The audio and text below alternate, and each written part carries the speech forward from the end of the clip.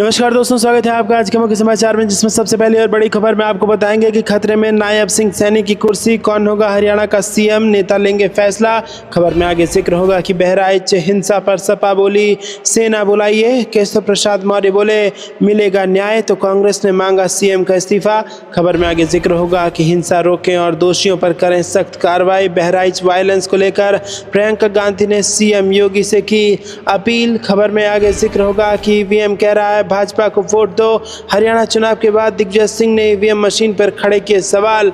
और इसी के साथ आगे आपको बताएंगे कि चुनाव आयोग और ईवीएम से भरोसा उठ गया, हरियाणा चुनाव पर बोले सत्यपाल मलिक। दोस्तों, हर एक खबर की गहराई में आपको ले जाएंगे, लेकिन उससे पहले आपसे निवेदन की वीडियो कीजिए लाइक और चैनल को सब्सक्राइब करके बेल आइकन दबाकर कमेंट में लिखिए जय हिंद। रुक करते हैं सबसे पहली और बड़ी खबर की तरफ। खतरे में नायब सिंह सैनी की कुर्सी, कौन होगा हरियाणा का सीएम, ये नेता लेंगे फैसला। जी हाँ दोस्तों, हरियाणा विधानसभा चुनाव में बीजेपी अकेले दम पर बहुमत हासिल कर लगातार तीसरी बार सत्ता में वापसी कर चुकी है। सियासी जानकारों की माने तो विधानसभा चुनाव से पहले मनोहर लाल खट्टर को हरियाणा के मुख्यमंत्री पद से हटाकर केंद्र की राजनीति में लाना और नायब सिंह सैनी को सीएम बनाने का दांव बीजेपी के लिए रामबाण साबित हुआ।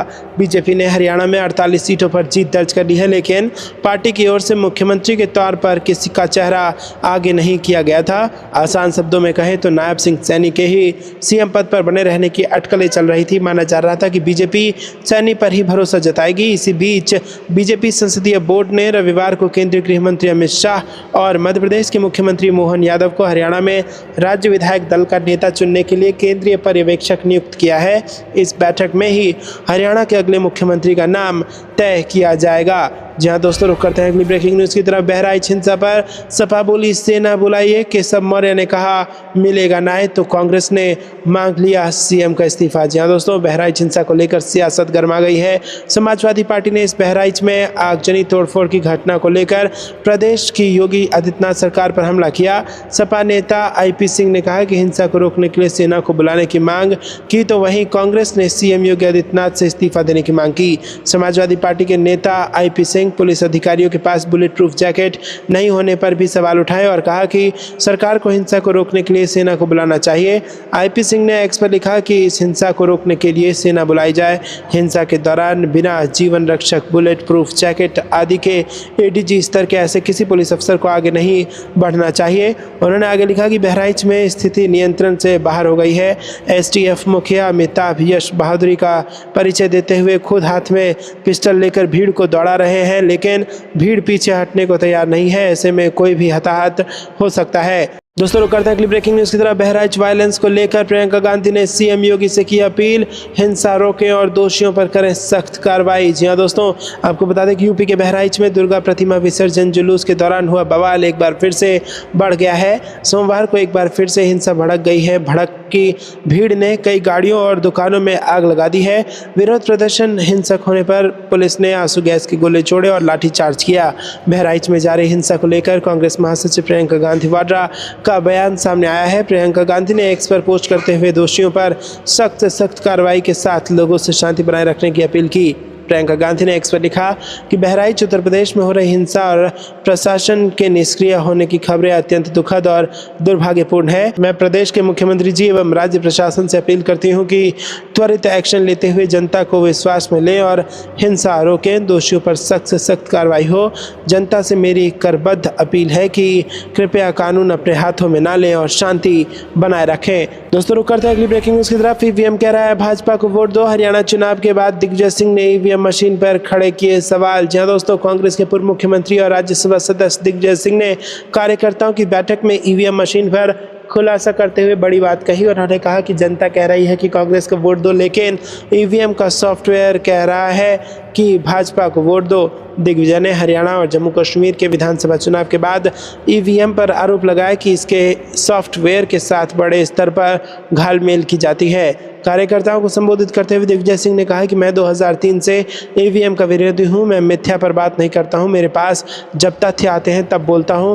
पूरा खेल सॉफ्टवेयर का खेल है। आप वोट डालते हैं तो दिखता कुछ है, लेकिन ईवीएम का सॉफ्टवेयर उसे डालता है कहीं और। उन्होंने कहा कि हरियाणा की जनता कांग्रेस को वोट देना और सरकार बनाना चाहती थी, लेकिन ईवीएम के कारण ऐसा नहीं हो पाया। रुक करते हैं अगली ब्रेकिंग न्यूज़ की तरफ। चुनाव आयोग और ईवीएम से भरोसा ही उठ गया, हरियाणा चुनाव पर बोले सत्यपाल मलिक। जी हाँ दोस्तों, विपक्ष लंबे समय से ईवीएम की जगह बैलेट पेपर से चुनाव करवाने की मांग करता रहा है। हरियाणा चुनाव के बाद कांग्रेस ने चुनाव आयोग और ईवीएम की विश्वसनीयता पर एक बार फिर सवाल खड़े किए हैं। वहीं अब जम्मू कश्मीर के पूर्व राज्यपाल सत्यपाल मलिक ने भी चुनाव आयोग पर निशाना साधा है। उन्होंने कहा कि आज के हालात को देखकर ईवीएम से भरोसा उठना जैसा हो गया है। मलिक ने सोशल मीडिया प्लेटफॉर्म एक्स पर कहा कि अभी हरियाणा में हुए चुनाव में पोस्टल बैलेट पेपर में कांग्रेस 74-16 से आगे थी। जैसे ही ईवीएम खुली, धीरे धीरे कांग्रेस सत्ता से बाहर और भाजपा सत्ता में आ गई, जो शुरुआती रुझानों में दिखाया गया था और एग्जिट पोल्स में भी दिखाया था। अब उसके विपरीत सब हो रहा है। आज वर्तमान स्थिति देखकर चुनाव आयोग और ईवीएम से भरोसा उठने जैसा हो गया है। ईवीएम का खेल आखिरकार कब तक चलेगा? आज एआई का ज़माना है। अगर निष्पक्ष चुनाव चाहते हो तो ईवीएम को हटाना भी एकमात्र विकल्प है। रुक करते हैं अगली ब्रेकिंग न्यूज़ की तरफ। महाराष्ट्र बड़े परिवर्तन के लिए तैयार, विधानसभा चुनाव को लेकर शरद पवार ने सिंधे सरकार पर साधा निशाना। जी हाँ दोस्तों, महाराष्ट्र में विधानसभा चुनाव करीब है। ऐसे में एनसीपी प्रमुख शरद पवार ने सिंधे सरकार पर जमकर हमला बोला। एनसीपी प्रमुख शरद पवार ने रविवार को कहा कि महाराष्ट्र के लोग राजनीतिक बदलाव के लिए उत्सुक हैं और विश्वास जताया कि ये भावना आगामी राज्य विधानसभा चुनावों के नतीजे में दिखाई देगी। महाविकास अघाड़ी के अन्य घटक दलों के नेताओं के साथ यहां एक संवाददाता सम्मेलन को संबोधित करते हुए पवार ने दावा किया कि राज्य प्रशासन, जिसे देश में सबसे अच्छा माना जाता था, महायुति शासन के तहत हतोत्साहित हो गया था। उन्होंने कहा कि हम लोगों को वर्तमान सरकार से मुक्ति दिलाना चाहते हैं और मुझे विश्वास है कि वो हमारा समर्थन करेंगे। उन्होंने कहा कि आगामी राज्य चुनावों में महाविकास अघाड़ी अपने लोकसभा चुनाव के प्रदर्शन को दोहराएगा। रुक करते हैं ब्रेकिंग न्यूज़ की तरफ। नीतीश कुमार रंग बदलेंगे या रंग दिखाएंगे, बिहार की राजनीति में सस्पेंस बरकरार। जी हाँ दोस्तों, बिहार में एक कहावत है, चने के झाड़ पर चढ़ाना। क्या राज्य के मुख्यमंत्री नीतीश कुमार के इर्द गिर्द कुछ ऐसी राजनीतिक ताकतें हैं जो इस कोशिश में लगी हुई हैं? विशेष तो ये है कि ऐसी ताकतें न केवल देश की राजनीति को प्रभावित कर रही हैं, बल्कि राज्य की राजनीति में भी संशय के बीज बोते चले जा रहे हैं। और अगर ऐसी बात भी है तो इस कोशिश की मंजिल क्या है, जानते हैं। आपको बता दें दोस्तों कि उत्तर प्रदेश में 11 अक्टूबर को फिर खेला हुआ और उत्तर प्रदेश के पूर्व मुख्यमंत्री अखिलेश यादव को जयप्रकाश नारायण की प्रतिमा तक जाने से रोका गया। हालांकि अखिलेश यादव को जेपी की प्रतिमा तक पहुंचने से पहली बार रोका नहीं गया था, लेकिन इस बार अखिलेश यादव ने राज्य के मुख्यमंत्री नीतीश कुमार से केंद्र की नरेंद्र मोदी की सरकार से समर्थन वापसी की गुहार लगाकर एक नई राजनीति को जन्म देने की शुरुआत कर दी, और वो भी बूंद बूंद से घड़ा भरने की तर्ज पर। क्योंकि लोकसभा में सांसदों का जो गणित है वो केवल नीतीश कुमार के समर्थन वापसी से संभव नहीं है, क्योंकि लोकसभा में सांसदों की स्थिति का आकलन करें तो जेडीयू के हाथों में लोकसभा की 12 सीटें हैं। इनके जाने से बहुमत पर असर नहीं पड़ेगा। नीतीश कुमार के जाने के बाद भी एनडीए के लिए 281 सांसदों के साथ बहुमत सरकार चलाने के लिए काफ़ी है। एनडीए को आंध्र प्रदेश के मुख्यमंत्री एन चंद्रबाबू नायडू की टीडीपी के पास 16 सीटों के अलावा शिवसेना शिंदे गुट की 7 सीटें, लोक जनशक्ति पार्टी रामविलास की 5 सीटें, जनता दल सेक्युलर की 2 सीटें, अपना दल अनुप्रिया पटेल की 2 सीटें, एनसीपी अजीत गुट का 1 सीट और एएनपीजीपी, आजसू, एनटीपीसी, एमएफ समेत कई सारे ऐसी पार्टी हैं जिनका सरकार को समर्थन है। तो क्या आजकल छोटी छोटी बातों को लेकर प्रतिक्रिया व्यक्त करने वाले नीतीश कुमार को उकसाकर कहीं एनडीए सरकार को कमजोर करने की रणनीति पर तो काम नहीं हो रहा है? क्या बिहार में एक बार फिर महागठबंधन की सरकार बनाने की कवायद तो नहीं हो रही है?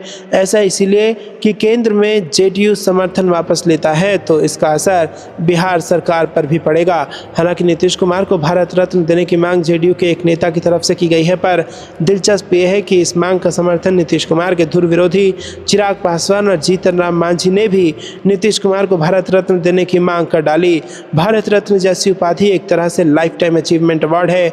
आखिर ऐसा कहकर चिराग पासवान या जीतन राम मांझी क्या आगामी विधानसभा चुनाव नीतीश कुमार के चेहरे पर नहीं लड़ना चाहते हैं? तो फिर किसके चेहरे पर लड़ना चाहते हैं, ये सवाल भी बिहार के राजनीतिक गलियारों में गूंजने लगा है। रुक करते हैं अगली ब्रेकिंग न्यूज़ की तरफ। चुनाव को लेकर राहुल गांधी की महाराष्ट्र के नेताओं के साथ बैठक जारी, नाना पटोले भी शामिल। जी हाँ दोस्तों, कांग्रेस ने आगामी महाराष्ट्र विधानसभा चुनाव को लेकर अपनी तैयारियां शुरू कर दी है और कांग्रेस नेता राहुल गांधी सोमवार को चुनाव को लेकर राहुल गांधी महाराष्ट्र के नेताओं के साथ बैठक किया उन्होंने, और इस बैठक में महाराष्ट्र कांग्रेस के प्रदेश अध्यक्ष नाना पटोले भी शामिल रहे। आपको क्या कुछ लगता है कमेंट में जरूर बताइए। वीडियो को लाइक नहीं किया तो लाइक जरूर कीजिएगा। रुक करते हैं अगली ब्रेकिंग न्यूज़ की तरफ। महाराष्ट्र में कानून व्यवस्था की नाकामयाबी, गृह मंत्रालय और मुख्यमंत्री की विफलता, संजय राउत का बयान। जी हाँ दोस्तों, एनसीपी नेता बाबा सिद्दीकी की शनिवार रात गोली मारकर हत्या कर दी गई। उनकी मौत पर शिवसेना युवा नेता संजय राउत ने दुख जताया है। साथ ही उन्होंने राज्य में हो रही हिंसक घटनाओं पर राज्य सरकार को जिम्मेदार ठहराते हुए गृह मंत्री और मुख्यमंत्री से कानून व्यवस्था में विफल रहने पर इस्तीफे की मांग की है। उन्होंने कहा कि आज का गैंगवार सरकार में चल रहा है, जिसके परिणाम स्वरूप राज्य में हत्याएं हो रही हैं। इससे पहले महाराष्ट्र ने गृह मंत्रालय की इतनी बड़ी निष्क्रियता और बदनामी को कभी नहीं देखा। महाराष्ट्र में कड़ी कानून व्यवस्था की एक मजबूत परंपरा रही है, इसी कारण मुंबई जैसे शहरों में बड़े उद्योग आए हैं। शनिवार को बाबा सिद्दीकी की हत्या ने यह साबित कर दिया है कि सुरक्षा व्यवस्था कितनी कमजोर है। उन्हें सुरक्षा मिली हुई थी, फिर भी हत्या हो गई। इसका मतलब साफ है कि ये गृह मंत्रालय और मुख्यमंत्री की विफलता है। रुक करते हैं अगली ब्रेकिंग न्यूज़ की तरफ। बाबा सिद्दीकी की हत्या पर बोले राहुल गांधी, महाराष्ट्र में पूरी तरह ध्वस्त कानून व्यवस्था को उजागर करती है ये घटना। जी हाँ दोस्तों, लोकसभा में नेता प्रतिपक्ष राहुल गांधी ने राष्ट्रवादी कांग्रेस पार्टी के वरिष्ठ नेता बाबा सिद्दीकी की हत्या को हैरान करने वाली घटना बताया। राहुल गांधी से पहले मल्लिकार्जुन खड़गे ने भी सोशल प्लेटफॉर्म पर बाबा की हत्या पर दुख जताते हुए जवाबदेही की मांग उठाई। बाबा सिद्दीकी की हत्या से राहुल गांधी स्तब्ध हैं। उन्होंने सोशल मीडिया प्लेटफॉर्म एक्स पर लिखा कि बाबा सिद्दीकी की हत्या चौंकाने वाली घटना है। ये भयावह घटना महाराष्ट्र में पूरी तरह ध्वस्त कानून व्यवस्था को उजागर करती है। सरकार को जिम्मेदारी लेनी चाहिए और न्याय मिलना चाहिए। कांग्रेस अध्यक्ष मल्लिकार्जुन खड़गे ने पूर्व कांग्रेसी नेता रहे बाबा के निधन पर शोक जताया। उन्होंने अपनी पोस्ट में लिखा है कि महाराष्ट्र के पूर्व मंत्री श्री बाबा सिद्दीकी का दुखद निधन शब्दों से परे सदमा पहुंचाने वाला है। इस दुख की घड़ी में मैं उनके परिवार, मित्रों और समर्थकों के प्रति अपनी गहरी संवेदनाएं व्यक्त करता हूं। न्याय सुनिश्चित किया जाना चाहिए और वर्तमान महाराष्ट्र सरकार को गहन और पारदर्शी जांच का आदेश देना चाहिए। दोषियों को जल्द से जल्द सजा मिलनी चाहिए। जवाबदेही सर्वोपरि है। पुलिस ने इस मामले में 2 आरोपियों को गिरफ्तार किया है। एक उत्तर प्रदेश का और एक हरियाणा का रहने वाला है। तीसरा आरोपी फरार है। पुलिस उसकी तलाश कर रही है। रुक करते हैं अगली ब्रेकिंग न्यूज़ की तरफ। बाबा सिद्दीकी की हत्या पर सचिन पायलट का बड़ा बयान। जी दोस्तों, महाराष्ट्र में एनसीपी नेता बाबा सिद्दीकी की हत्या पर कांग्रेस नेता सचिन पायलट का बयान आया। उन्होंने सोशल मीडिया साइट एक्स पर पोस्ट कर कहा कि महाराष्ट्र के नेता बाबा सिद्दीकी की हत्या की खबर से स्तब्ध हूँ। सरेआम गोली मारकर हत्या की ये घटना सीधे तौर पर कानून व्यवस्था की विफलता है। इस दुख की घड़ी में मेरी संवेदनाएं उनके परिवार के साथ है। इससे पहले कांग्रेस के राज्यसभा सांसद इमरान प्रतापगढ़ी ने सोशल मीडिया प्लेटफॉर्म एक्स पर लिखा कि मुंबई में बाबा सिद्दीकी साहब को गोली मारे जाने के बाद इंतकाल की खबर बेहद अफसोसजनक है। मुंबई में सत्ता से जुड़े एक इंसान को सरेआम गोली मार दी जा रही है। ये मुंबई जैसे महानगर की कानून व्यवस्था का हाल है। खुदा बाबा सिद्दीकी के परिवार को इस दुख सहने की हिम्मत अता करे। वहीं मुंबई क्षेत्रीय कांग्रेस समिति की अध्यक्ष वर्षा गायकवाड़ ने एक्स पर लिखा कि वो इस घटना से स्तब्ध है। उन्होंने कहा कि शहर में क्या हो रहा है, इस घटना पर प्रतिक्रिया देने के लिए उनके पास शब्द नहीं है। रुक करते हैं अगली ब्रेकिंग न्यूज़ की तरफ। झारखंड विधानसभा चुनाव की घोषणा से पहले हेमंत सरकार की कैबिनेट बैठक ले सकती है कई बड़े फैसले। जी हाँ दोस्तों, झारखंड विधानसभा चुनाव की घोषणा से पहले हेमंत सरकार ने 14 अक्टूबर को कैबिनेट की बैठक बुलाई है। ये बैठक दिन के 12 बजे से शुरू होगा। मुख्यमंत्री हेमंत सोरेन इसकी अध्यक्षता करेंगे। ऐसा माना जा रहा है कि ये मौजूदा सरकार के कार्यकाल का अंतिम बैठक होने वाला है। बैठक में कई अहम प्रस्तावों पर मुहर लग सकती है। झारखंड विधानसभा चुनाव की तारीखों का ऐलान चुनाव आयोग जल्द कर सकता है। इसीलिए ऐसी संभावनाएं जताई जा रही हैं कि सोमवार को हेमंत सोरेन सरकार की इस कैबिनेट में कई लोक लुभावन फैसले लिए जा सकते हैं। ये 6 दिनों के अंदर में सरकार की दूसरी कैबिनेट बैठक है। इससे पहले 8 अक्टूबर को भी कैबिनेट की बैठक बुलाई गई थी, जिसमें 81 प्रस्तावों पर मुहर लगी थी। इससे पहले 8 अक्टूबर की बैठक में भी कई लोक लुभावन फैसले लिए गए थे, जिसमें मरांग गोमके, जयपाल सिंह मुंडा, पारदेशीय छात्रवृत्ति योजना में संशोधन करने सहमति बनी। इसके तहत अब हर 25 की जगह 50 मेधावी विद्यार्थी उच्च शिक्षा के लिए विदेश जा सकेंगे। रुक करते हैं अगली ब्रेकिंग न्यूज़ की तरफ। नासिक में अग्निवीरों के बलिदान पर राहुल गांधी ने पीएम मोदी से पूछा सवाल, शहादत के बाद भेदभाव क्यों? जी हाँ दोस्तों, नासिक आर्टिलरी सेंटर में 2 अग्निवीरों की मौत को लेकर कांग्रेस नेता राहुल गांधी ने केंद्र सरकार पर निशाना साधा। उन्होंने कहा कि नासिक में ट्रेनिंग के दौरान 2 अग्निवीर गोहिल विश्वराज सिंह और सैफत सिद्ध का निधन एक दर्दनाक घटना है। उनके परिवारों के प्रति गहरी संवेदनाएं हैं। ये घटना एक बार फिर अग्निवीर योजना पर गंभीर सवाल उठाती है, जिनका जवाब देने में बीजेपी सरकार असफल रही है।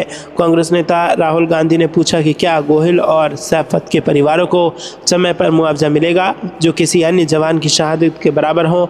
अग्निवीरों के परिवारों को पेंशन और अन्य सरकारी सुविधाओं का लाभ क्यों नहीं मिलेगा? जब दोनों ही सैनिकों की जिम्मेदारियां और बलिदान समान है तो उनके शहादत के बाद ये भेदभाव क्यों? रुक करते हैं अगली ब्रेकिंग न्यूज़ की तरफ। 20 सीटों पर मिली गलतियां, 99% चार्ज वाली ईवीएम पर जीती भाजपा।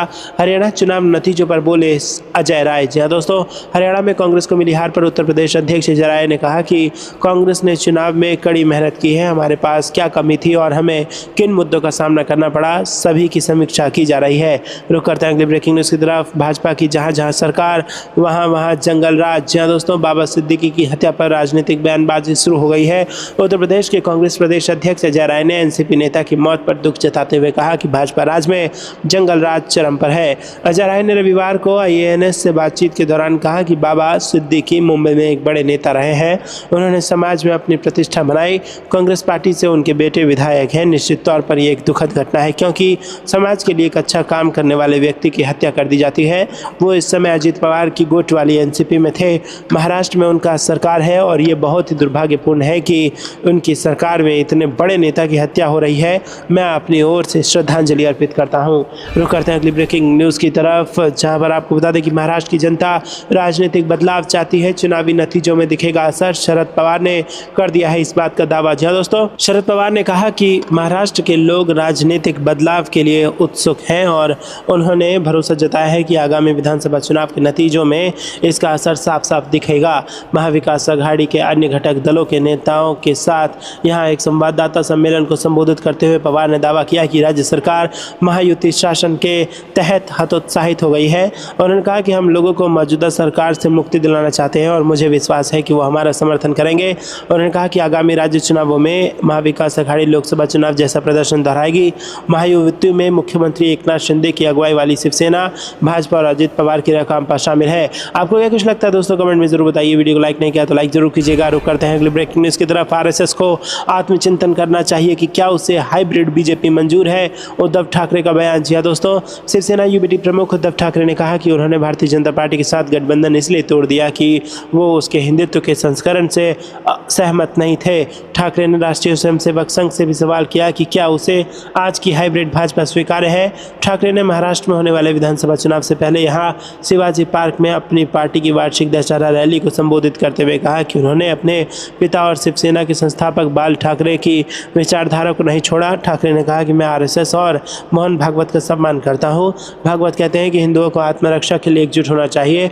आप ये सब किसके लिए कर रहे हैं, जबकि भाजपा सरकार 10 साल से सत्ता में है और उसे फिर से जनादेश मिला है। क्या हिंदुओं को अब भी असुरक्षित महसूस करना चाहिए? उन्होंने कहा कि मैं अपने शताब्दी वर्ष में प्रवेश कर रहे आरएसएस से कहना चाहता हूं कि वो एक चिंतन शिविर लगाए और आत्मचिंतन करे कि क्या वो वर्तमान भाजपा से सहमत है जो हाइब्रिड बन गई है।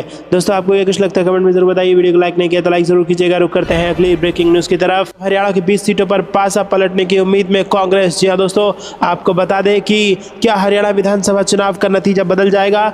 हरियाणा के 20 सीटों पर जो है वो खेल पलट जाएगा, ये बड़ा सवाल उठ रहा है। हरियाणा में लगातार तीसरी बार चुनाव हार कर सत्ता में दूर खड़ी कांग्रेस पार्टी इस उम्मीद में चुनाव आयोग के पास नए और अपडेटेड जानकारी से लैस ज्ञापन लेकर पहुंची है। कांग्रेस महासचिव और संचार प्रभारी जयराम रमेश इस मामले में मतगणना वाले दिन से ही बेहद सक्रिय है। जयराम रमेश ने शुक्रवार को सोशल मीडिया प्लेटफॉर्म एक्स पर कांग्रेस की ओर से चुनाव आयोग को सौंपा गया एक ज्ञापन पोस्ट करते हुए लिखा कि 9 अक्टूबर को चुनाव आयोग के सामने उठाए गए मुद्दों और प्रस्तुत किए गए ज्ञापन के बाद हमने अब हरियाणा के 20 विधानसभा क्षेत्रों में चुनाव प्रक्रिया में गंभीर और स्पष्ट अनियमितताओं को उजागर करते करते हुए एक अपडेटेड ज्ञापन प्रस्तुत किया है। हमें उम्मीद है कि चुनाव आयोग इस पर ध्यान देगा और उचित निर्देश जारी करेगा। हरियाणा में एक और भाजपा लगातार तीसरी बार सरकार बनाने के लिए तैयार है। मुख्यमंत्री नायब सिंह सैनी के शपथ ग्रहण समारोह के लिए चंडीगढ़ में दिग्गजों को आमंत्रित किया जा रहा है। वहीं दूसरी ओर हरियाणा विधानसभा चुनाव के नतीजों को कांग्रेस अभी भी स्वीकार नहीं कर पा रही है। कांग्रेस अभी तक ओपिनियन पोल और एग्जिट पोल के अलावा तमाम सर्वे और अनुमानों में बहुमत मिलने की भविष्यवाणियों के हैंगओवर में फंसी हुई है। हरियाणा चुनाव के नतीजे आने के तुरंत बाद कांग्रेस ने बड़े झटके से उबरने के लिए ईवीएम और उसकी बैटरी के अलावा चुनाव आयोग पर डाटा पब्लिक करने में सुस्ती का आरोप लगाया। जयराम रमेश, सुप्रिया सुनेत और पवन खेड़ा जैसे नेताओं के बाद भूपेंद्र सिंह हुड्डा ने भी कांग्रेस की करारी हार के लिए चुनाव में गड़बड़ी किए जाने का आरोप लगाना शुरू कर दिया है। इन्हीं शिकायतों को लेकर कांग्रेस ने दूसरी बार चुनाव आयोग का दरवाजा खटखटाया था। रुक करते हैं अगली ब्रेकिंग न्यूज की तरफ। चुनाव आयोग में ईवीएम से हुआ खेला, चुनाव आयोग से मिली कांग्रेस। या दोस्तों, कांग्रेस ने हरियाणा विधानसभा चुनाव में ईवीएम में साफ तौर पर गड़बड़ी का आरोप लगाया और निर्वाचन आयोग से जांच कराने का आग्रह किया। कांग्रेस ने कहा कि निर्वाचन आयोग से पूरी जांच कराने और विसंगतियों वाली ईवीएम को सील करके जांच पूरी होने तक सुरक्षित रखने का आग्रह किया है। भूपेंद्र सिंह हुड्डा ने कहा कि मतगणना को लेकर संदेह है क्योंकि हरियाणा चुनाव के परिणाम आश्चर्य में डालने वाले हैं। सभी को लग रहा था कि कांग्रेस अगली सरकार बनाएगी। हरियाणा के नतीजे चौंकाने वाले हैं क्योंकि सभी को लग रहा था कि हरियाणा में कांग्रेस सरकार बनने जा रही है। सभी सर्वे रिपोर्ट में यही था, लेकिन हुआ ये कि जब पोस्टल बैलेट की गिनती शुरू हुई तो कांग्रेस हर जगह आगे चल रही थी, लेकिन जब ईवीएम की गिनती शुरू हुई तो कांग्रेस पिछड़ रही थी। हमें कई शिकायतें मिली हैं, कई जगहों पर वोटों की गिनती में देरी हुई है। कुछ चुनाव आयोग ने हमें आश्वासन दिया है कि वो सभी शिकायतों पर गौर